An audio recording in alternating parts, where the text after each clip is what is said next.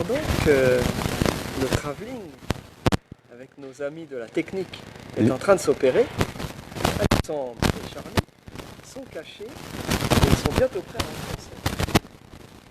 Magie de la technique. Sommes-nous prêts? Pas tout à fait. Allons-nous quand même le faire? Bien entendu. Bien sûr, j'ai envie de te Comment ça va, dire. Alex? Bah écoute, bienvenue à tous. Hein, bonjour Charlie. Nous sommes en direct de Los Angeles, à Gardena, au QG des Sokal Frenchies. Hein, garage d'anciennes classiques et muscle car.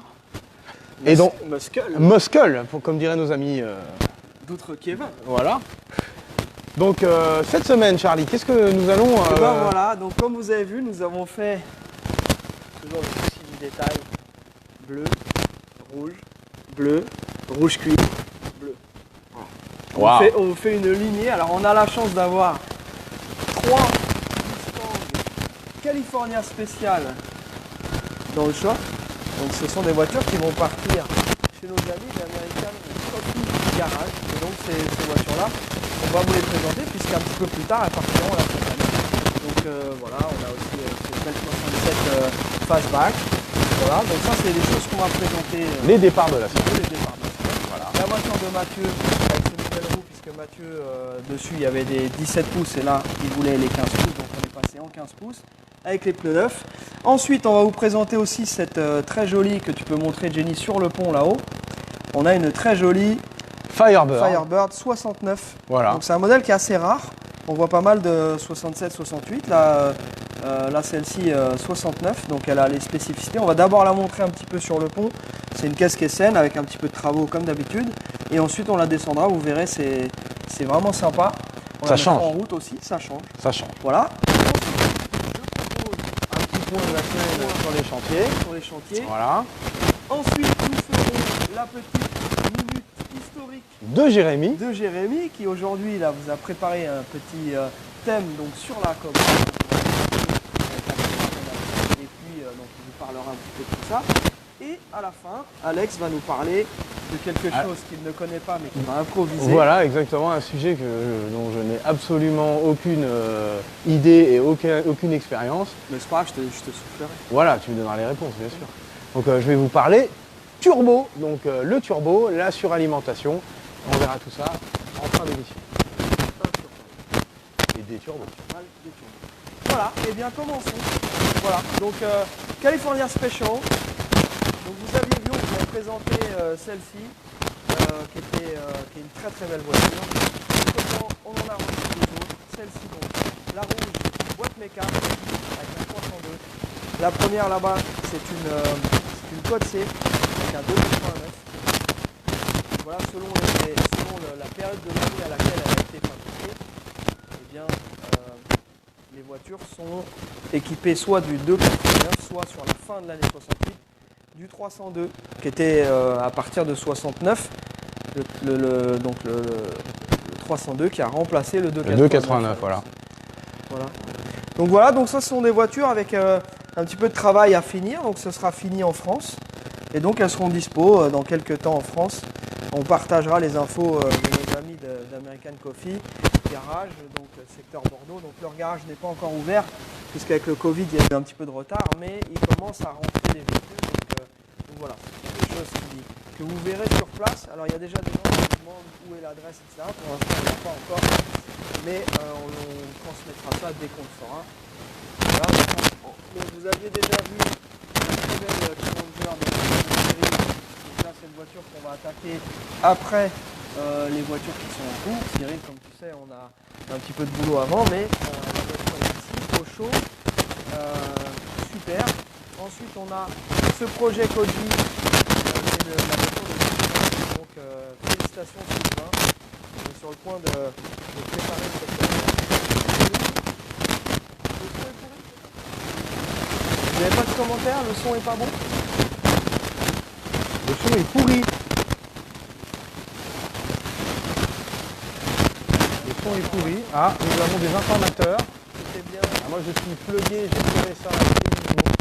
Bon, je pense que ça doit avoir ici avec celui-là est en fichier, oui, il a l'air. Bon, est-ce que c'est mieux là? Normalement, on devrait être pas mal, il n'y a pas de raison. Hein. Ouais, puis moi, j'avais pas les commentaires. Donc le son a un problème de son, donc comme d'habitude, hein, la technique nous trahit. C'est bien, on fait tout ça. C'est bon ou pas? Ah, attends. Est-ce qu'on a quelqu'un qui peut nous confirmer que le son est revenu? Oh là là, Ça grésille, en fait. ça grésille. Ok, alors, C'est ça y bon? est, c'est bon? Ouais, Le ok. son est nickel? Ok. Bon, Super. bah écoutez, Continuons. désolé les amis. Sans transition. Malheureusement, on n'a pas de retour son, donc hein, ce qu'on va faire à partir de maintenant, Jenny, on va prendre un retour son. Non, mais ce qu'on va faire, bougez pas. Tiens, Alex, je te laisse continuer un tout petit instant. Je vais chercher le retour pour Jenny. Le retour, Bah donc oui. le retour du son. Donc le son est parti, il va revenir, donc c'est le retour du son. Donc oui, tout à fait, cette Mustang, nouveau projet. Donc celle-ci a déjà une mécanique bien affûtée, donc on va tout cleaner, bien évidemment elle va être repeinte. Mais ça va être le prochain gros projet des franchises, donc c'est cool. Hein, nous on aime bien ce genre de truc, partir d'une base un peu saine, enfin même très saine, et en faire quelque chose de magnifique. Donc c'est vraiment ça qui est intéressant, d'avoir le départ modeste et d'en faire un truc flamboyant. C'est clair, c'est une excellente base. Comme il y en a beaucoup qui s'amusent avec ça quand on dit c'est une très bonne base. Mais on est content, quand c'est une bonne base, il faut le dire. Donc voilà, c'est une très bonne base. Et cette voiture-là, elle est fidèle pour l'instant à son Marty Report. Et notre ami Sylvain est en train de réfléchir s'il la garde dans sa couleur d'origine, qui est Royal Maroon, c'est-à-dire Maroon. Bordeaux. Bordeaux. Ou peut-être une autre couleur, on est en train de voir. Bon, pour l'instant, on a encore un petit peu de temps pour décider. Voilà, donc ces caisses-là, donc bon, il y a des voitures que vous avez déjà vues, on ne va pas revenir dessus. Cette 67 Fastback, qui a une couleur qui est quand même assez particulière parce que Ah, c'est une couleur candy, mon ami. c'est une couleur candy. Voilà, donc Donc elle a selon des les reflets, voilà, un peu jaune, différents, ouais. jaune, rouge, copper, c'est assez particulier. Et à savoir que les couleurs candy, c'est quand même pas simple à appliquer. Et c'est particulier, on va dire. Ouais. Et donc cette voiture-là, elle a les petits moldings, l'option avec les moldings, etc. C'est sympa. Les bavettes. Ouais, les bavettes, par contre, c'est pas forcément du plus bel effet. Je sais pas ce que t'en penses. Ah bah oui, ça c'est bien quand tu roules sous la pluie ou la neige, mais ça arrive pas souvent ici. Hein. Ouais, vaut mieux éviter. Ensuite, la voiture de Mathieu. Donc là, cette voiture-là. Alors Mathieu, je te laisse constater, avec les 15 pouces, ce que ça fait.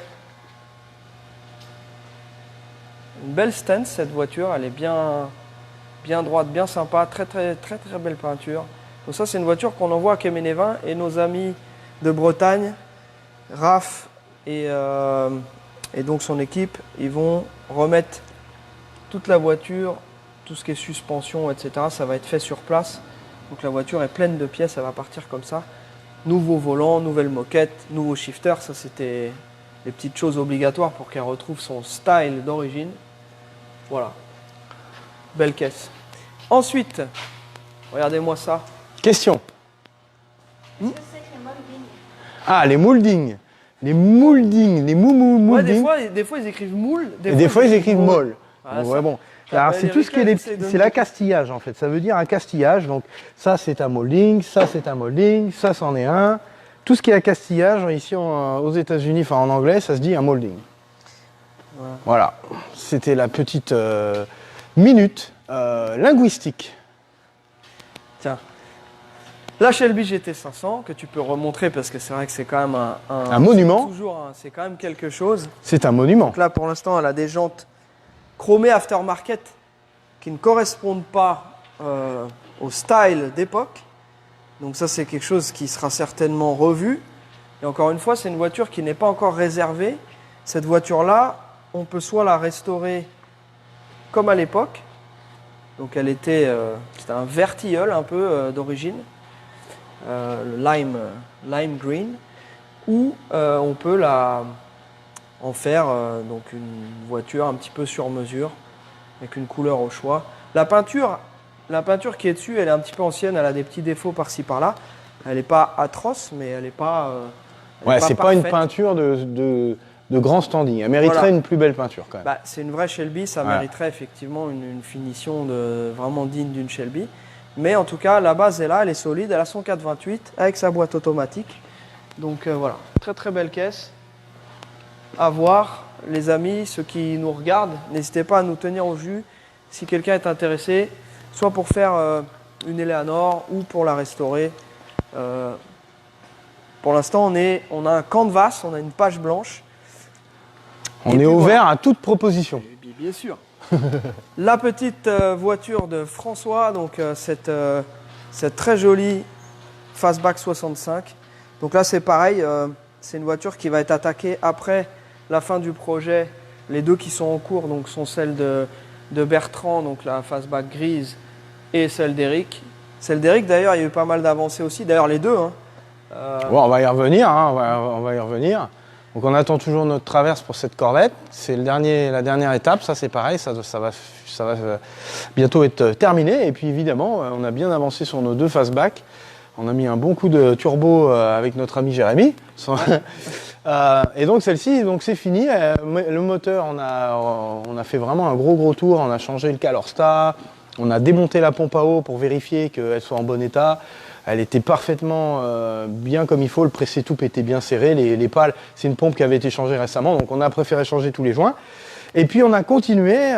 Notre client nous a demandé donc l'air conditionné. Donc on a commencé à installer l'air conditionné. Donc là tu peux voir le moteur, c'est fini. Hein, c'est dans sa version finale. Malheureusement, au dernier live, j'avais dit j'ai gardé les petits colliers style origine, mais ils étaient cuits et ça fuyait. C'est ce qui se faisait dans les années 60. Donc on a remis des colliers modernes, des gros colliers bien larges, comme ça il n'y a pas de fuite. Bon, je préfère quand même la fiabilité au look. Tu vois, à un moment. Et puis donc on a changé tous les colliers. La courroie de la clim est mise en route, donc enfin elle est mise en place, je veux dire. Donc la clim est là, le petit radiateur de clim devant, et puis voilà, hein, tout est bien, qui finit bien. Et là, on peut regarder, on a fait la modif, comme sur la voiture, sur le projet Bullet, la modif Willwood, avec le mètre-cylindre et son petit répartiteur de freinage réglable. Les freins avant sont installés, tout le train avant est fini. Et là, on a attaqué le train arrière. Là, Jérémy nous installe des nouveaux roulements à l'arrière. Donc voilà, le kit de frein Willwood monté. Donc je l'avais dit la semaine dernière, hein, sur une 67, ça va un peu mieux que sur la 68. Parce que là, c'est boltant, il n'y a rien à modifier. Que sur les 68, il y a des trous à faire et des taraudages à faire. Bon, ce qui n'est pas un drame, mais ça va mieux sur la 67. Donc là, on attaque le train arrière. 67. Voilà. Donc là, on va finir les freins arrière. Après, on va monter la cassette de climatisation sous le tableau de bord. Finir, il y a la radio, il y a 2-3 trucs à fignoler. Donc on est assez emballé. On va essayer de la finir assez rapidement pour pouvoir aller avancer sur les autres après. Et en parallèle, on a notre gros projet qui lui aussi a bien avancé. On switch en fait de l'une à l'autre. Donc là, on a monté les roues, on va dire temporairement juste pour voir ce que ça donnait. Niveau gabarit pour les freins et tout ça, donc ça passe. Donc le gars de chez Willwood ne m'avait pas menti, ça passe. Les freins rentrent dans les jantes, donc c'est sans problème. Donc on va bien évidemment pas l'envoyer en peinture avec ses belles roues neuves, on va lui mettre des bêtes roues. On appelle des rollers. Voilà, et puis moteur, on l'a mis en route. Malheureusement, je ne pourrais pas vous la démarrer et vous faire écouter le son de cette magnifique ligne Magnaflow, parce qu'on a eu un problème, et là je vais rebondir sur une chose. Donc là, on a eu un problème d'arrivée de carburant, hein. Bon, rien de dramatique, hein, ça prend 2 secondes. Donc il y avait cette arrivée de carburant Made in China dessus, qui était toute tordue, toute moche, toute rouillée. Je dis bon, on va la changer, on va en mettre une autre. Donc j'ai acheté la même, arrivée de carburant Made in China, mais on voit, hein, j'ai reçu, je l'ai monté, mais je savais. Hein. On voit bien, hein, c'est de la piètre qualité. Donc on avait une grosse fuite de carburant à cet endroit-là. Et plutôt que de serrer et d'essayer j'ai dit non, on arrête tout et je vais tout refaire en durite aviation avec les bons raccords de qualité. Mais c'est plus cher. Mais le carburant sur un véhicule, je pense qu'il faut pas, hein, on va pas lésiner et compter à 50 balles. Donc les amis, sur vos voitures, quand il y a différents prix de pièces pour la même chose, essayez toujours de comparer, mais généralement le plus cher c'est généralement le mieux. Hein. Aller au moins cher, hein, ça marche rarement. Voilà. Donc on attend cette petite ligne de carburant, on va finir ça, et puis redémarrage, freinirait la mise au point, et après part en peinture. Ça fait une belle déco, ça. De toute façon, on peut rien en faire. Ça fuit, c'est mal serti, c'est fait en Chine, c'est... excusez-moi de l'expression, mais c'est de la merde. Pour ceux qui connaissent un petit peu la maison, vous savez c'est un truc qu'on avait commencé à faire avec Jerry. C'est Jerry qui avait qui avait instauré ça il y a quelques années. Donc on a tous des surnoms avec Johnny quelque chose. Donc Alex, son surnom c'est Johnny c'est de la merde, parce que bien souvent il dit c'est de la merde. Donc voilà, de temps en temps il faut qu'il le place. Ah ben quand même. Sinon il risque de perdre son C'est ma signature. Voilà. Donc voilà, la voiture, bah là, c'est ce que j'avais envie de faire. J'avais dit à Jérémy, tu sais quoi, mets-moi un volant, un siège, on la démarre, je fais la mise au point et je vais la rouler avec comme ça. Et je voulais aller me balader comme ça avec la voiture, sans pare-brise, sans porte, sans capot, juste pour rigoler. Et en plus, ça doit marcher fort parce qu'elle est vraiment vidée là. Donc juste pour voir le feeling. Donc je sais pas si on le fera, peut-être qu'on fera une vidéo, peut-être. Ouais, si on le fait, on fera une vidéo. Qu'est-ce qu'il y a? De quoi s'agit-il? Chez la France, on dit toujours acheter chinois, acheter 10 fois. Ouais. Je comprends le- Bah, ouais. c'est pas faux, mais malheureusement maintenant avec la mondialisation, tout est fait en Chine, hein, parce que bah, les fabricants, t'as un fabricant qui fabrique en Chine, il vend son truc 10 balles, puis le mec qui veut faire du Made in Europe, France ou États-Unis, bah, ça coûte 50 pour la même chose. Et donc arrivé sur le marché, bah, au début les gens, ah ouais non mais c'est trop cher. Hein. Donc, et bah, tous ces fabricants, beaucoup de fabricants ont dit ouais maintenant on n'est plus compétitif, donc nous aussi on va aller faire fabriquer en Chine. Et puis maintenant la tendance s'inverse parce que les gens s'aperçoivent que finalement bah, quand tu achètes du pas cher, bah, c'est pas forcément de la qualité. Et maintenant, on revient sur du Made in USA, Made in France aussi. Et on vend, maintenant, au lieu de dire on vend un prix parce que c'est moins cher, on vend une qualité en disant voilà, attention, ça c'est fait aux États-Unis, c'est une belle pièce, c'est usiné, c'est du beau. Au lieu d'un truc de Chine, on sait pas où c'est fait, quoi. Donc ça revient à la tendance inverse et c'est ça qu'il faut faire, les amis. Le chinois, faut éviter, hein, malheureusement.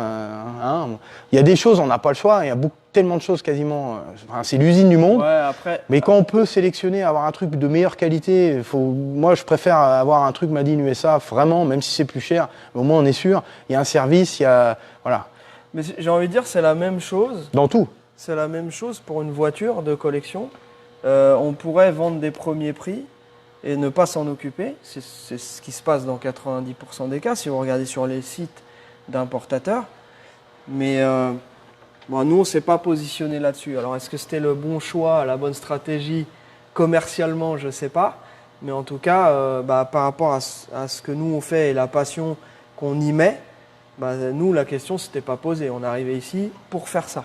On n'a pas commencé quelque chose il y a 5 ans et on s'est dit ça n'a pas marché, maintenant on ouvre un garage. On a commencé avec un garage et notre visa c'est un visa investisseur avec une ouverture de garage.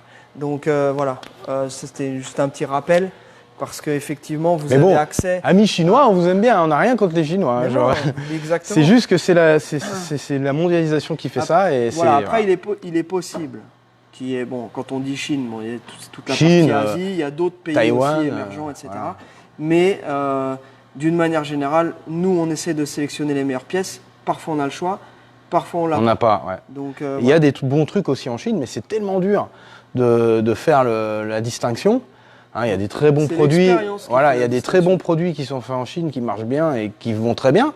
Puis il y a d'autres trucs, c'est vulgairement de la merde. Donc difficile. C'est compliqué. Le consommateur, c'est compliqué pour lui. Hein. Donc bon, privilégier toujours la qualité, les trucs de marque.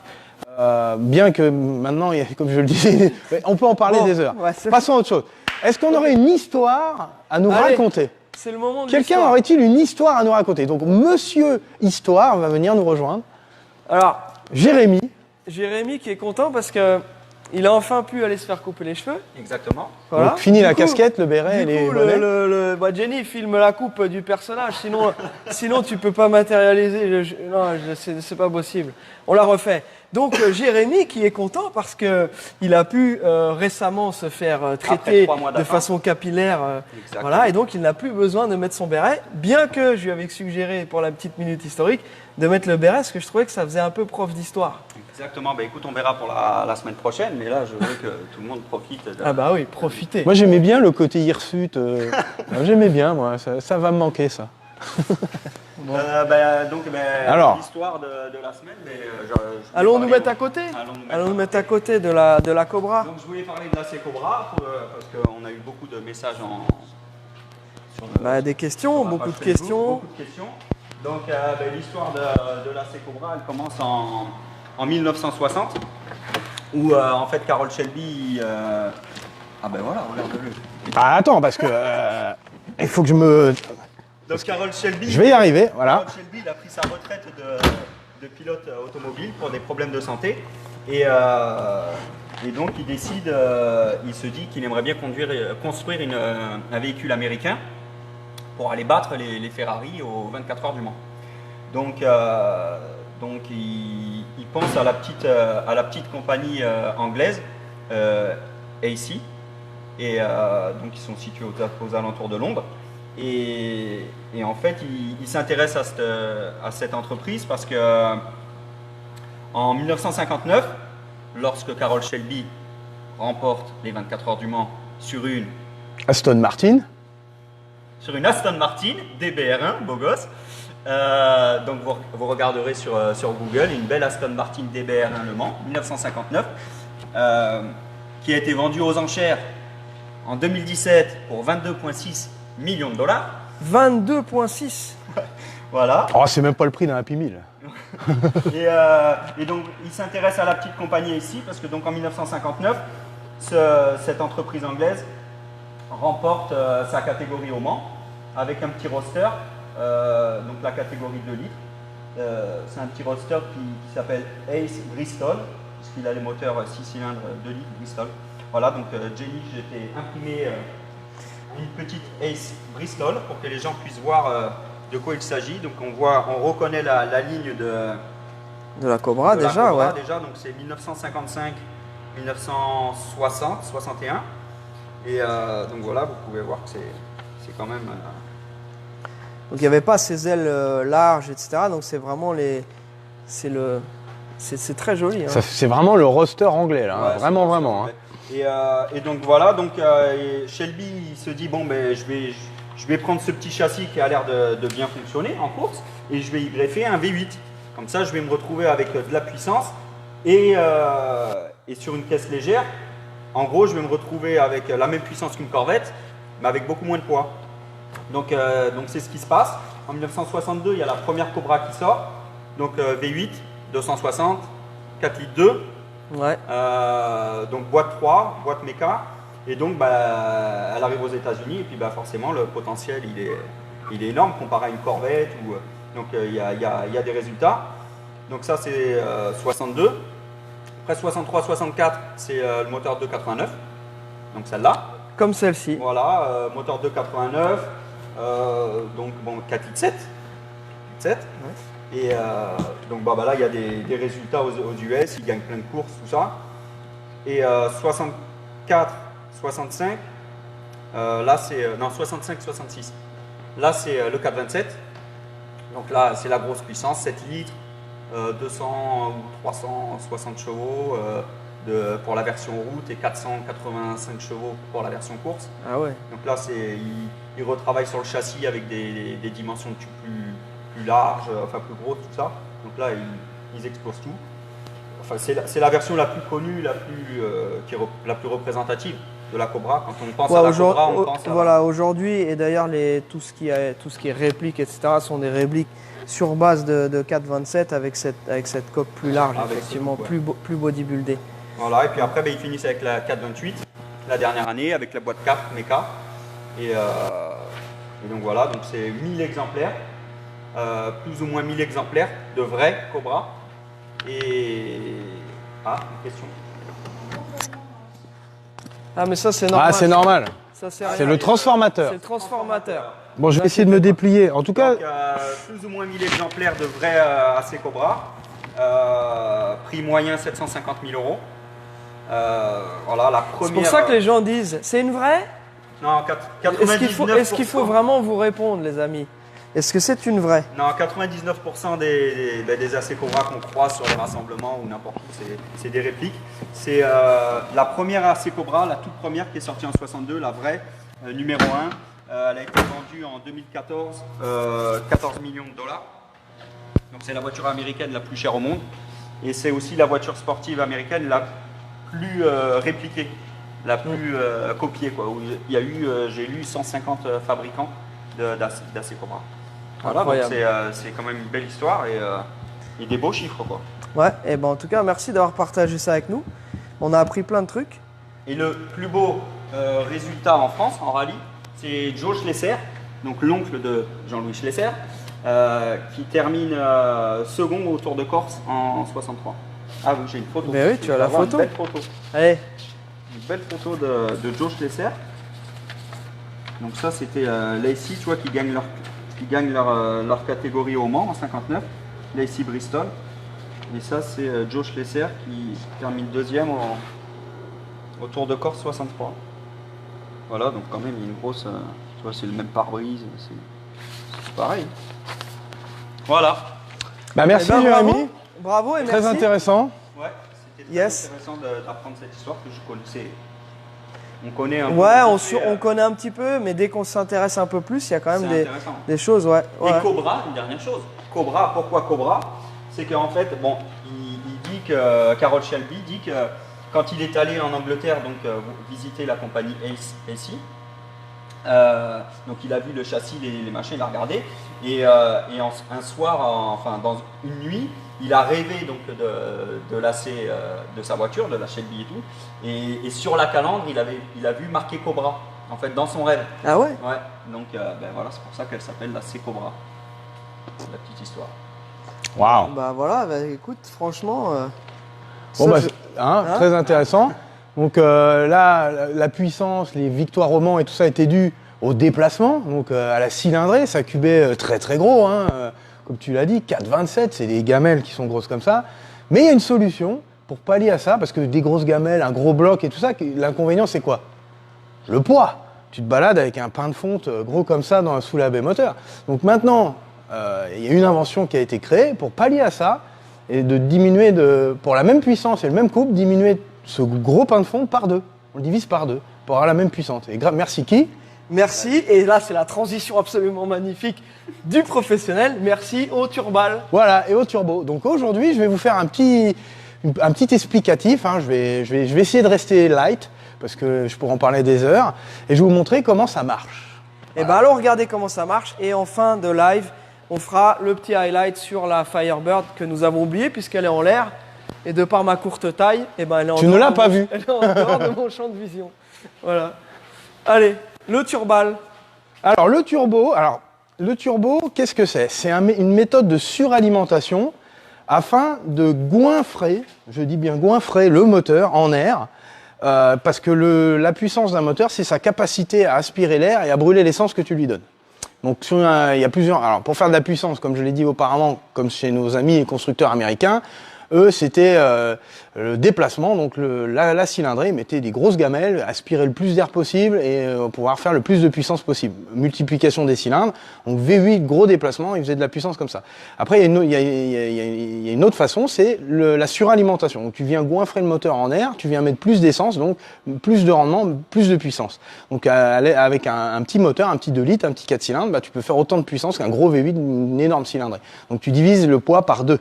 Donc, ce qui est en course, qui était voilà. Donc les groupes B, c'était vraiment bon. Le turbo est là depuis longtemps, mais vraiment le groupe B, c'était là où tout a démarré. Mais ils te goinfraient les moteurs de turbo à grand coup de turbo et ils sortaient des puissances de dingue. Et c'était tellement puissant, c'était tellement dangereux que bah ça les a tués, C'est pour ça que le groupe B a été arrêté. C'était trop puissant, trop dangereux. Donc le turbo, voilà, je vous en ai ramené un de chez moi. Donc celui-ci, c'est pas un turbo de groupe B. C'est un turbo de WRC que j'avais récupéré et restauré. J'avais fait un petit display. Je l'aime beaucoup. Je l'ai ramené de France. Et donc c'est un turbo de 206 WRC. Donc on peut voir, il y a deux parties. Donc ce turbo-là, il est vraiment particulier. On n'en voit vraiment pas souvent parce qu'on peut noter que la partie turbine, elle est vraiment petite par rapport à la partie compresseur. Donc en rallye, comme dans toutes les disciplines sportives, il y a des règles. Donc ils se doivent d'avoir ils peuvent pas faire ce qu'ils veulent, surtout en WRC, il y a des brides, il y a tout ça. Donc le turbo était spécifiquement designé pour pouvoir marcher selon les règles et pouvoir optimiser au maximum la mécanique. Donc celui-ci c'est un tout petit turbo, hein, et ça favorise donc les bas régimes. Donc pourquoi? Parce que le turbo, qu'est-ce que c'est? Alors parce que c'est tellement compliqué que je peux y passer des heures. Hein. Comment ça marche, les gars, vous allez tous dormir. Donc le turbo, comment ça marche? On utilise les gaz d'échappement pour faire tourner la turbine qui est là. Donc les gaz d'échappement sortent des collecteurs, sont canalisés dans la turbine et font tourner cette petite roue. Qui sont liés, cette petite roue est liée à une autre petite roue sur le compresseur de l'autre côté, qui lui aspire l'air et le comprime dans le moteur. Donc là, ça rentre par là, ça sort par là. Et donc plus la roue tourne vite, et plus on a de pression, Là, je vais donner des chiffres. Hein. Cette petite roue là qui est ici tourne environ en moyenne à 150 000 tours minute. Donc ça tourne très très vite. C'est sur roulement? Alors, les premières générations de turbo, non, n'étaient pas sur roulement, elles étaient sur palier.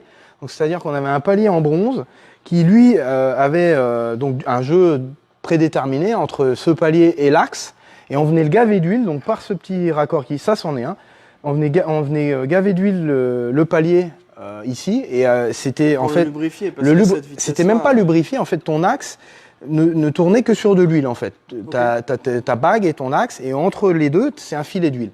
Il n'y a rien d'autre qui touche. Le métal touche jamais, les deux métaux ne se touchent jamais.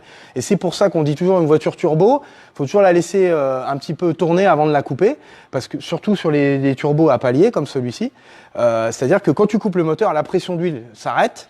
Et si par exemple tu as accéléré et que tu as fait tourner ton turbo à 150 000 tours ou à peu importe, et que tu coupes le moteur, tu n'as plus cette pression d'huile, et donc l'axe vient mourir sur le palier en bronze et finit par l'endommager, le bouffer. C'est pour ça que sur par exemple une Renault 5 GT Turbo, pour ceux qui sont fans de Youngtimer, j'en ai eu donc je sais de quoi je parle, ça c'est typiquement la voiture sur laquelle il faut laisser un peu tourner quand on a tapé dedans. Le turbo, même si on est au ralenti, lui continue à tourner assez vite, donc il faut vraiment attendre un peu que le régime de rotation du turbo ralentisse pour pouvoir éteindre le moteur. Maintenant c'est fini. Il y a une nouvelle technologie, donc c'est les turbos sur roulement. Donc c'est des petits roulements qui sont usinés vraiment très précisément, et ça permet de plus avoir ce problème de palier, et surtout de pouvoir augmenter la vitesse de charge du turbo. Parce que le point faible du turbo, c'est ça. C'est le temps que tes gaz d'échappement entraînent la turbine, il se passe rien quoi. Le temps que ça monte en pression, et ça part d'un coup. Donc c'est fun, moi je kiffe. Ce coup de pied au cul, c'est vraiment unique, et vraiment, c'est vraiment une sensation qui est vraiment cool, parce que tout débarque d'un coup, donc c'est pas efficace. Il y en a qui disent ouais mais non, tu patines, bon bref, moi j'adore. Et maintenant, donc les nouveaux turbos sur palier, sur roulement, je veux dire, sont des petits roulements en céramique. Et là, ça permet de spouler vraiment plus tôt, parce que tu n'as plus cette contrainte, c'est vraiment libre. Et maintenant, toutes les roues sont taillées dans la masse, très légères, donc toutes les masses en mouvement, donc la roue de la turbine et la roue du compresseur, plus c'est léger, et moins il y a une masse en mouvement, et plus vite ça va se mettre à tourner. Donc maintenant, on a des turbos, si on choisit la bonne taille par rapport à son utilisation et son moteur, qui chargent très très tôt. Donc on a quasiment plus de lag. D'ailleurs, tous les constructeurs maintenant ont des moteurs turbo pour justement augmenter le rendement et donc la consommation, plus avoir des grosses cylindrées. Et on sent même pas, il y a des voitures turbo, on sent même pas ce lag, parce que c'est tellement bien étudié, bien équilibré, qu'ils chargent très tôt et on le sent même pas quoi. Tu as l'impression d'avoir un gros 6 cylindres, et en fait tu as un petit moteur 4 cylindres d'un litre 6 avec un turbo qui est bien étudié. Donc c'est vraiment une technologie qui est vraiment intéressante. Et donc je vais vous expliquer. Donc là on a vu le turbo. Donc voilà. Et maintenant ça, qu'est-ce que c'est? La dump? Non. La dump valve? Non, c'est pas une dump valve. Ça, c'est ce qui régule la pression de nos turbos. Parce que tu accélères, la turbine, elle peut tourner jusqu'à l'explosion. Donc il faut quelque chose pour la freiner et la limiter. Parce que la pression de suralimentation, tu veux pas 25 bars de pression de suralimentation. Déjà, le turbo, tu le satelliserais bien avant. Donc on a besoin d'une valve pour bypasser, on va dire. Ouais, donc rediriger. Rediriger tes gaz d'échappement de ton collecteur vers l'extérieur en disant voilà, c'est bon, tu tournes assez vite. Maintenant, donc cette valve, elle est là pour ça, c'est la wastegate. Donc ça, c'est une wastegate externe. Il y a deux types. Tu as la wastegate interne qui est située là sur les modèles de série. Généralement, c'est comme ça. Tu as un petit clapet qui est là, la sortie échappement est un peu plus ovale comme ça, et tu as un petit clapet qui vient s'ouvrir, et c'est ça qui détermine ta pression de turbo. Donc sur la wastegate interne, donc tu as ce petit clapet qui décharge les gaz d'échappement afin de réguler la vitesse de rotation du turbo. Et sur les modèles un peu plus performants et petite préparation aux petits oignons, on utilise des wastegates externes. Donc une, deux, voilà, suivant le type de turbo et le moyen de contrôle que tu veux sur ta suralimentation. Donc ça, c'est une grosse. Bon, ça, c'est une truc qui traînait chez moi. Je voulais vous montrer, c'est rigolo. Ça, je sais qu'ils aiment bien. Donc, ta pression de sural, elle sort ici sur ta turbine. Donc là, on voit bien. Hein. Donc là, la pression arrive là. Ça part vers l'échangeur, vers le collecteur d'admission. Et ici, tu as un petit raccord qui est là. Ça, c'est la pression de sural que tu as. C'est la base pressure. Et donc ça va ici sur la wastegate. Ici, là, sur ce truc-là, donc là, on a une petite durite qui va de là à là, et quand tu arrives il y a un ressort dedans que tu peux régler sur celle-ci, ou tu peux changer ta dureté de ressort pour déterminer ta pression, et quand tu arrives à la pression prédéterminée, la soupape, elle s'ouvre. Et hop, au lieu de passer dans le turbo, les gaz d'échappement, ils repartent soit à l'extérieur, soit s'y recirculer dans l'échappement. Et c'est ça qu'on voit sur les voitures de drift notamment. Ils mettent leur dump tube, comme on appelle ça. Donc là, à la sortie de ta wastegate, ça sort du capot. Et quand ils arrivent à la limitation, au limiteur, tu vois des flammes qui sortent du capot. C'est fun, c'est rigolo. Donc la wastegate, voilà, c'est très important. Ça, faut que ça marche bien parce que sinon, si tu régules pas ta pression de sural, ça explose. Et donc tu changes tes ressorts et après, tu la pilotes. Tu as 2 membranes. Donc là, elle voit la pression de suralimentation de ce côté-là. Et tu peux mettre un petit clapet électronique, enfin une petite électrovanne qui est pilotée par ta gestion électronique. Et tu viens remettre de la pression de turbo de l'autre côté de la membrane pour la faire varier en fait. Donc ton ressort dit je veux 1 bar 5. Mais ça, tu te dis, par exemple, en première, je veux 1 bar 5. Genre dans les autres rapports, tu veux plus de puissance, c'est mieux. Donc là, ta petite valve électronique va laisser passer un petit peu de sural dans cette membrane-là pour limiter et réguler en fait ta pression à la demande. Donc c'est super chiadé. Après, il y a les fans de sural, il y a des fans de gros moteurs Atmo. J'étais mécano Ferrari, donc un beau V8 atmosphérique qui prend du régime, c'est magique aussi. Moi, j'aime bien aussi. Hein. J'aime tout. Moi. J'aime les gros cubes, les gros trucs bien violents, les trucs qui prennent du régime, les trucs suralimentés, les complaineurs, les whiners, comme on les appelle, les superchargeurs. Donc ça, on reviendra. Là, on n'en a pas, mais ça, c'est un truc qui est intéressant. J'aimerais bien vous en montrer un aussi à l'intérieur, comment ça marche. Et puis voilà. Est-ce qu'il y a des questions? Est-ce que toi, tu as des questions, toi, par exemple? Écoute, j'allais dire sur la prochaine Hellcat qu'on fera. Voilà, mais il faut que je démonte le superchargeur. Donc, il nous faut un client qui dit ouais, ma L4 marche pas assez, je veux un plus gros superchargeur. Comme ça, on enlèvera celui d'origine et je le démonterai et vous montrerez comment ça marche.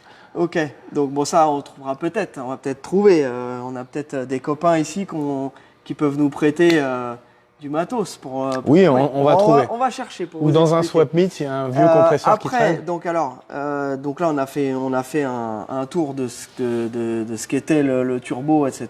Je pense qu'à terme, en fonction des questions et quand on aura des applications précises sur des voitures, eh ben on pourra aller de plus en plus loin sur les explications, notamment sur ta voiture qui est en cours de remontage. C'est ça. Donc là, moi, je suis on est en train de monter une petite voiture, somme toute modeste, 3 litres de cylindrée, 1300 chevaux. Donc, et tout ça grâce à ça. Donc, il y en a qui disent, ouais, mais ça tiendra jamais. Si, ça tient, parce tout ce qu'il faut, c'est une bonne gestion qui donne le bon ratio d'air-essence. Donc là, on utilise de l'éthanol de compétition. Donc pour éviter le cliquetis, parce que le turbo, le problème, c'est que tu arrives à des pressions cylindres telles que tu commences à faire du cliquetis, et c'est le cliquetis qui détruit ton moteur. C'est ça qui fait que ça casse.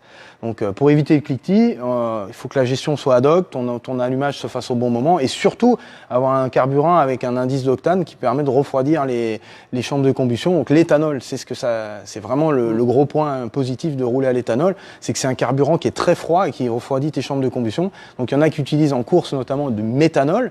Ils ajoutent de l'alcool à l'essence pour justement refroidir, ou même de l'eau. Eau méthanol ou méthanol. Donc nous on utilise l'éthanol, donc le carburant c'est l'E85 que vous avez en station. Donc ça c'est la version civile. Maintenant nous on utilise de l'E100, donc 100% d'éthanol, c'est que de l'alcool et il y a des additifs spécifiques pour justement lubrifier les injecteurs et éviter d'avoir ces problèmes qu'on a avec l'éthanol de station qui lui est mélangé avec on ne sait pas quoi, de l'eau. Parce que c'est un carburant qui aspire l'humidité. Et au bout d'un moment, au bout de 2 mois, l'éthanol de station, si l'éthanol est resté 2 mois dans le réservoir, pour le vider et le jeter. C'est mort, parce qu'il aura aspiré tellement d'humidité qu'il va venir rouiller vos pompes, les injecteurs, etc. Éthanol de course, c'est un des problèmes. C'est un des problèmes des voitures qui roulent à l'éthanol. C'est pour ça qu'il faut rouler avec. Il faut rouler, le brûler, quoi. Est-ce qu'on a une petite question? Peut-on monter en turbo sans renforcer le moteur? Ou ça dépend. Oui et non, j'ai envie de dire. Ça dépend du moteur et ça dépend ce qu'on veut faire. Un turbo, si on le fait souffler à une pression raisonnable, 500-600 grammes, ça dépend du moteur. Il y a des moteurs comme le 6 cylindres 2JZ dont sur la plateforme, le moteur que j'utilise, ce moteur-là, d'origine, c'est un moteur qui peut sortir 800 chevaux sans problème et rester fiable. Mais il y a d'autres moteurs, on met un peu, genre le 4,6 litres Ford par exemple, le modular, celui-là il a été étudié pour ne pas consommer, il a été étudié pour être atmosphérique, il est tout en alu. Ce moteur-là, il accepte pas du tout la suralimentation, un petit peu, et les bielles, c'est des cotons-tiges, elles plient tout de suite, c'est une catastrophe. Ça dépend du moteur. Après, les blocs fontes, généralement, ça encaisse, mais il faut y aller doucement. Après, si on commence à forger, bielle forgée, bifi, piston forgé, costaud, les bons paliers, blocs fonte, là, on peut y aller, on peut envoyer du gros, quoi. Voilà, autre question? Est-ce que vous mettez des turbos sur des V8? On peut, c'est possible, hein, ça se fait. Le moteur LS particulièrement, sa variante fonte, c'est un bloc qui est quand même assez costaud et il y a beaucoup de prépas qui se font turbo, twin turbo ou simple turbo. Après ça dépend le look. Après à l'utilisation sur un LS, moi je serais plus sur un twin turbo, c'est-à-dire avoir deux petits turbos qui sont alimentés par chaque banc de cylindre. On peut avoir un temps de réponse vraiment plus rapide, parce que c'est un moteur déjà qui est coupleux, mais moi j'accentuerais ça, parce que c'est pas un moteur qui prend beaucoup de régime. Donc un gros single turbo sur un LS, je pense que c'est pas une bonne option. On vient creuser la bande de puissance vraiment vers le haut, et en bas on se retrouve avec rien. Un LS, un V8 twin turbo avec deux petites turbines de chaque côté, je pense qu'il y aurait une bonne réponse et ça serait vraiment cool. C'est pour ça que sur ces moteurs-là, ils mettent beaucoup de compresseurs. Voilà, compresseur, voilà, exactement. Parce que le turbo, c'est un... Alors, quand on veut tirer beaucoup de puissance d'un moteur turbo, bon, aujourd'hui, comme je l'expliquais avant, les turbines sur roulement et les roues taillées dans la masse nous permettent d'avoir un lag vraiment moindre qu'avant. Mais toujours, là, un moteur qui fait, par exemple, mon moteur de 1300 chevaux, j'aurais rien avant 4000, 4500 tours. Mais rien du tout, quoi. C'est... Voilà. Bon, moi, j'ai un moteur haute compression. Pour aller faire les courses. Ouais, tu roules tranquille et moteur haute compression. Donc avant, avec les carburants qu'on utilisait, on pouvait absolument pas marier haute compression et suralimentation. Ça allait pas ensemble. Donc là, on générait du cliquetis, on détruisait le moteur. Que maintenant, comme je le disais, avec le 85 ou le 100, on peut augmenter le taux de compression et avoir un moteur qui, quand il est en mode atmosphérique, est plus rempli et avoir un moteur qui est plus agréable à l'utilisation que les anciens moteurs turbo, comme sur par exemple 21 turbo ou GGT, c'était vraiment le jour et la nuit. Et ça partait d'un coup. Là, on arrive à avoir un truc qui, bon, il y a toujours cet effet coup de pied au cul, mais on commence à arriver à le gommer. Mais il faut utiliser le carburant et ça va. Oui, c'est une technologie qui est pas à la portée de... Voilà, il faut quand même un léger background, il faut savoir ce qu'on fait. On peut pas acheter des turbos sur n'importe quel moteur, n'importe quel turbo sur n'importe quel moteur, c'est pas comme ça que ça marche. Il y a des calculs, il faut calculer l'AR. Donc l'AR, c'est la taille du carter de compresseur. Donc ça, c'est pareil. Sur le même turbo qui a la même taille de turbine, si ton AR il est trop grand, ton turbo va laguer. Pareil, si ton AR il est trop petit, bah ton truc va s'essouffler. C'est-à-dire qu'il y aura un temps de... Voilà, c'est ça. Comment on appelle en français un temps de réponse. Un temps de réponse qui sera plus... Voilà, exactement. Donc le but, c'est une science en fait. C'est de marier la taille de ta turbine de compresseur, enfin la taille de la turbine, la taille du compresseur et la taille de l'AR en fonction de ta cylindrée et de ton régime moteur et de ton taux de compression. Tout ça, ça se calcule. Il y a tout un... Je vais pas faire un tableau et vous montrer directement parce que là, ça irait trop loin. Non, mais on continuera la prochaine fois. Mais quand ta voiture sera prête, on l'amènera ici et puis on reparlera un petit peu de tout ça. Jenny, est-ce qu'on a une question avant qu'on enchaîne avec la Firebird? Une dernière, qu'est-ce qui casse le plus souvent en fait quand on dit que le turbo est mort?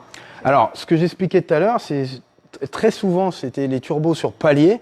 Et le palier, au bout d'un moment, bah, il finit par s'user. Alors une voiture qui est pas vidangée ou qui est vraiment malmenée, à un moment, bah, ça finit par s'user. Le palier, il finit par s'user. C'est inéluctable. Et sur les turbos à roulement, généralement, c'est justement tous les petits joints qu'il y a entre les deux roulements qui finissent par devenir secs à cause de la chaleur, parce que là, ça monte à des températures de 800 degrés. Hein. Là, le carter de turbine, il devient rouge cerise. Hein. Ouais. Donc là, on est obligé de mettre des écrans thermiques, etc., pour justement pas que le rayonnement de cette chaleur vienne brûler tout ce qui est autour. Et évidemment, les joints, les bagues, c'est des bagues en acier qu'il y a dedans, elles finissent par se déformer, etc. Et ça l'huile finit par passer soit par le compresseur, soit généralement c'est plus souvent par la turbine. Et c'est ça qui fait que ça commence à fumer bleu quand ton turbo est fatigué, c'est que ton huile passe de ta lubrification directement à ton échappement, et c'est ça qui fait la fumée bleue. Donc là, aujourd'hui, sur les turbos à roulement, il y a toujours une lubrification, parce que ton roulement, malgré qu'il y ait plus de film d'huile, mais il a toujours besoin d'être lubrifié et d'être refroidi. En fait, l'huile a vraiment un rôle de refroidissement maintenant, parce que sur les premiers turbos, on avait notamment sur les Garrett, tu avais des turbos à refroidissement liquide. Donc là, c'est bien, mais encore un risque de problème, parce que ton circuit d'eau, s'il vient à déconner, bah, maintenant tu as du liquide de refroidissement qui se mélange à l'huile, ou dans l'échappement, donc maintenant c'est fini ça, il y a très peu de turbos qui sont à refroidissement liquide, ils sont juste refroidis par l'huile et ils sont à roulement maintenant. Bien, hein? Très belle prestation. Bravo, les mecs, franchement, vous êtes impressionnants. Bon, ça c'est facile, hein, j'ai pas de mérite, hein, c'est ce que je fais tous les jours, donc voilà. Moi, ce que j'aimerais bien, c'est qu'on ait un client qui nous demande une réplique de Super Snake. des Cobra avec le double compresseur. Il y en a eu 2 de construites, 800 chevaux. Ouais. Donc, si vous nous entendez, on peut bien faire une réplique de Super Snake. Ouais, mais bien sûr. Voilà. Avec plaisir. Elle était de quelle couleur? C'était les vertes là? Ah, non, je crois qu'elles étaient. Ah non, je confonds avec la.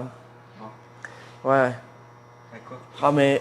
Bon, Charlie, t'avais pas une Firebird à nous montrer là? Mais si, je vais vous Allez. montrer la Firebird. Là, Voilà, parce que là, je sais qu'il y a des gens impatients qui veulent découvrir cette Firebird de 69. Eh ben, on va regarder d'abord en dessous et ensuite Voilà, on va la de baisser. toute façon, on l'a toujours dit, ce qui est le plus important, c'est le dessous. C'est en dessous que ça se Voilà. passe. Voilà. Alors, messieurs, vous avez vos petites Vos lampes, Tiens. surtout Jérémy. Ah bah Tiens, non, il y en a une les lampe deux. chacun. Voilà, c'est magnifique. Ah, est-ce que la colle a séché?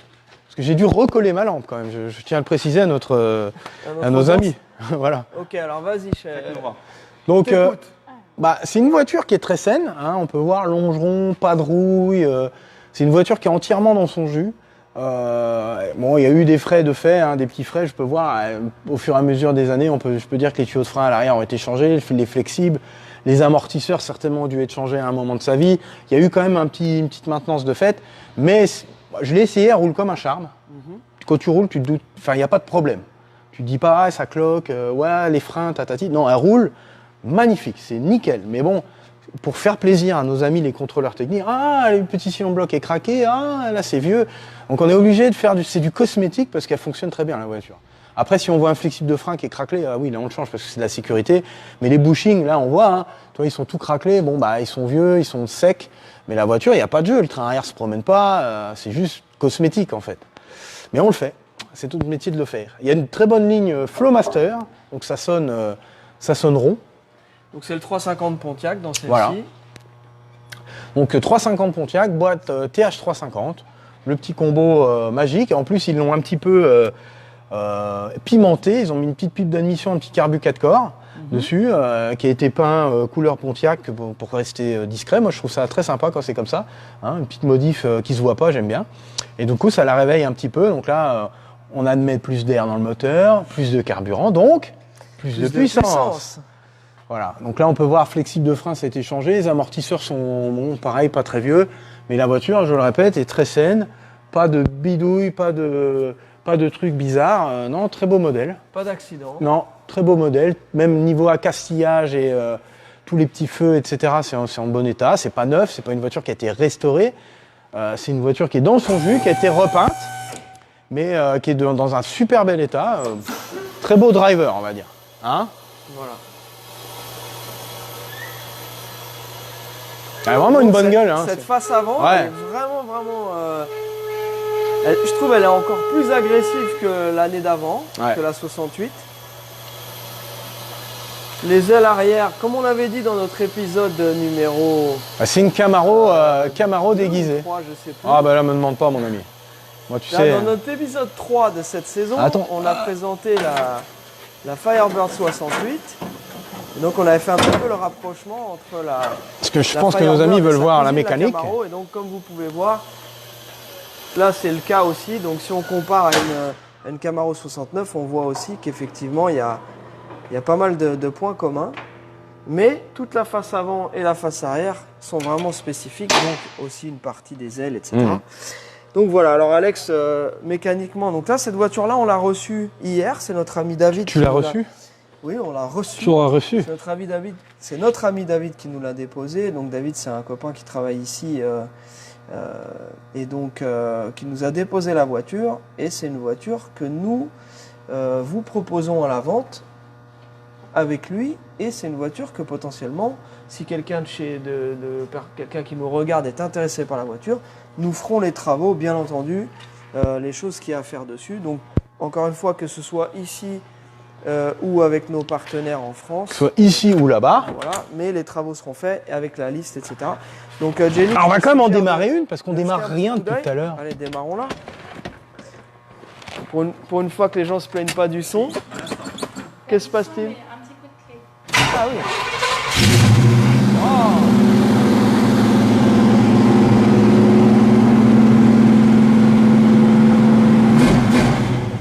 Je peux filmer un peu l'arrière aussi, tu vas voir, c'est. Voilà, elle est froide, je vais y aller gentiment. Hein. Elle démarre bien, Ça c'est, j'ai roulé, elle roule comme un charme. On se croirait dans une Cadillac.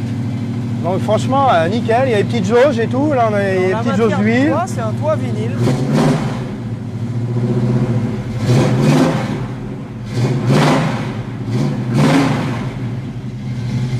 Donc ça, le toit vinyle, il a mauvaise presse en France.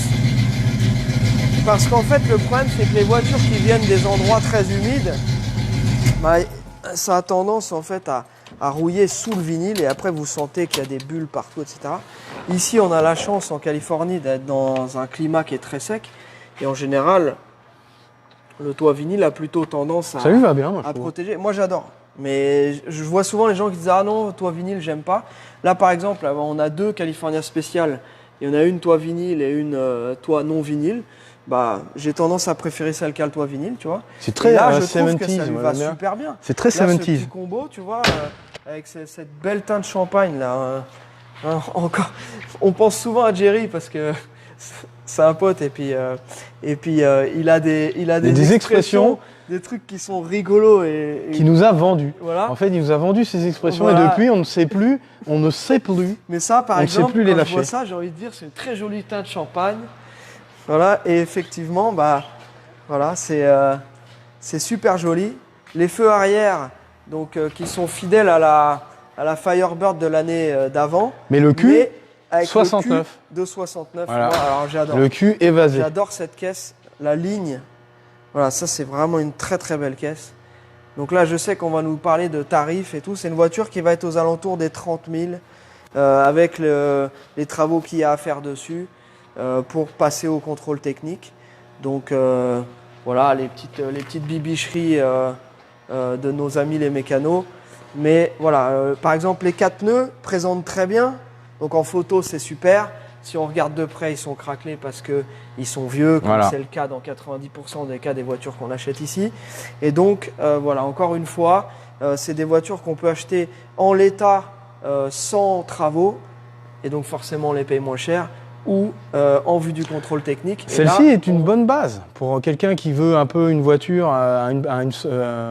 On peut faire aussi une voiture. Si vous voulez pas qu'on y touche, on peut très bien vous la vendre comme ça. avec les pièces ou voilà. sans les pièces. Avec ou sans les pièces. Avec ou sans les bagues. Voilà. Donc non, elle roule très bien. Moi j'ai roulé avec et elle roule comme un charme. Après, bah oui, il y a des petits bushings craquelés. Il y a des petites bibicheries à faire par-ci par-là, mais ça c'est peut-être à la portée d'un de nos amis. Hein. Bien sûr. Voilà. Très bien. Et ben voilà, c'était un petit live sympa. Il a été entrecoupé de petites contrariétés techniques. Bon, bah malheureusement. J'ai aussi quelques remarques sur notre chaîne YouTube. Il y a des gens qui disent c'est dommage, vous diffusez en 480 alors que merde, on est en 2020 et que n'oubliez pas que les lives sont enregistrés comme leur nom l'indique en live avec le réseau dont on dispose. Donc on ne choisit pas la qualité du live. En revanche, si vous êtes très picky sur la qualité et que vous avez un super gros écran, n'hésitez pas à regarder notre émission Qui elle est en qui elle est haute en def. HD. N'hésitez pas, Karim a du très très bon matériel. Tu sais, la HD, c'est le truc quand ça a débarqué. J'ai eu ma première télé HD, je regardais une émission, on croirait que c'était fake. Je sais pas si ça vous a fait pareil. Les premières émissions en HD, les télés en HD, tu voyais tous les défauts sur la tronche des acteurs, alors que avant tu ne voyais pas, c'était un peu lissé. Et là, je trouve qu'il y avait un truc en plus, et maintenant tout le monde s'y est habitué. Et dès que c'est plus en HD, oh là là, c'est mauvaise qualité, etc. Comme quoi. Hein. Ouais. Voilà, bah écoutez, en tout cas, nous on a des défauts sur la tronche. Ah bah vous pouvez regarder sur l'émission, vous allez certainement voir. Voilà, et puis nous on n'est pas maquillés. Voilà, Non, on n'a pas fait besoin. ça. Voyons. Bien sûr que non. Attends. Alors, 45 ans bientôt. alors, On y va gentiment. tranquillement. Voilà. Bon, bah pas voilà. d'artifice. Pas de maquillage sur les autos. Pas de maquillage. sur les personnages. Voilà, c'est ça. Bon, Jérém, tu viens dire au revoir. Jérémy, viens dire au revoir. Bravo Jérémy pour sa première Histoire, Voilà, a round of applause. J'espère que ça vous a plu. Alors, N'hésitez pas à commenter si vous voulez des sujets particuliers, des questions, etc. On fera le max pour vous contenter et faire plaisir à tout le monde. voilà. Allez, une dernière question, Jenny. On se rapproche de qui pour des infos sur les voitures? Eh bien, on se rapproche de Socal Franchise. Vous êtes sur la page Socal Franchise. Une fois que ce live est fini, vous allez directement dans la rubrique messages Et dans la rubrique message, vous avez Nicolas qui vous répond à toutes les demandes pour les modernes et nous qui vous répondrons pour les demandes d'anciennes. Alors effectivement, il y a toujours un petit délai de réponse. Il faut le temps que nous, parce que comme vous le savez, la journée, on est dans l'opérationnel et la partie réponse, devis, explication, etc., ça se fait après les heures de travail. Donc en général, entre 21h et minuit. Donc voilà, ça demande toujours un petit peu plus de temps. Mais voilà, on continue à vous proposer. Donc là, cette semaine, on a ces voitures-là qui vont partir. Donc semaine prochaine, on va se remettre en quête de retrouver quelques caisses sympas à vous proposer. Et puis voilà, et puis pour le reste, vous avez aussi nos partenaires que vous connaissez, hein, que vous pouvez voir des véhicules qui sont en stock en France pour les plus pressés d'entre vous. Donc ça, vous connaissez un petit peu aux quatre coins de la France, on a des voitures qui sont en stock, que vous pouvez aller voir et essayer. Et si ça ne suffit pas, vous pouvez soit vous rapprocher d'eux, soit vous rapprocher de nous. Vous pouvez aussi vous inscrire sur la SoCal Franchise Community. Voilà. Hein, Je crois que tu as fait le tour. Hein. on a fait le tour. Là-dessus, on va vous souhaiter un excellent week-end. C'est toujours un peu les histoires de confinement, etc. Mais bon, hein, ça n'empêche pas de bricoler un peu sur sa voiture, aller se balader avec. Là, vous avez le droit de sortir, donc il faut aller faire vrombir le V8. Et puis voilà, et puis on se revoit la semaine prochaine, bien évidemment pour le live, pour de nouvelles aventures. Et puis voilà. Hein. Voilà, les casquettes, les t-shirts sont en production. Je pense que d'ici 3 semaines, ce sera dispo. Vous aurez le site internet qui sera prêt. Vous aurez tout ce qu'il faut pour commander. Donc ça, c'est une bonne chose. Ça va être du beau. Et un dernier petit truc, vous êtes nombreux à vous être inquiétés de notre sort vis-à-vis des émeutes. Donc il se trouve que les émeutiers s'en prennent principalement aux quartiers riches et aux boutiques Foot Locker, etc. Donc nous ne sommes pas concernés. Comme vous le savez ici, nous on est dans une zone industrielle et notre shop est fermé. Donc on a la chance de ne pas avoir été victime de ça. Mais merci de vous en être inquiétés. Voilà, passez un excellent week-end. À très bientôt. Bien le bonjour chez vous.